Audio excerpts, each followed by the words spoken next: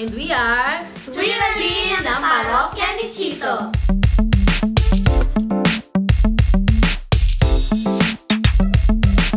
After ng blind audition, hindi pa rin po kami makapaniwala. Kasi talagang nakaka-shock, sobra. Yun po yung naramdaman ko kasi syempre sa dami po na magagaling. Talagang hindi mo i-expect na makakasama kami. Sobrang saya po after po ng blind auditions kasi po nawala na po yung kaba. But at the same time po, excited. Kinakabahan po tapos may halong saya kasi po first time po namin maikutan ni Coach Chito. Last second po talaga. Talagang hindi na namin expect po. Pero nung umikot siya, thank you Lord! Gano'n, na-blanco na po ako talaga. Wala na akong may sagot na maayos. Nagturuan na lang. Nagturuan na lang kami dalawa.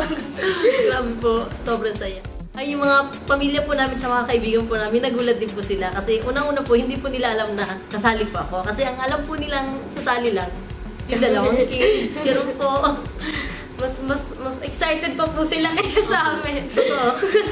Sasabihin po sa amin na, huwag kayong kabahan. Hindi niyo po alam yung feeling. Yung feeling na nandun na, yung kami yung sasali. Pero po, talagang yun yung lagi na sinasabi, relax lang, mag-pray. Sagot ko naman, opo. Lagi yung sinasabi ganyan, kasi wala kayo sa kalagayan ko.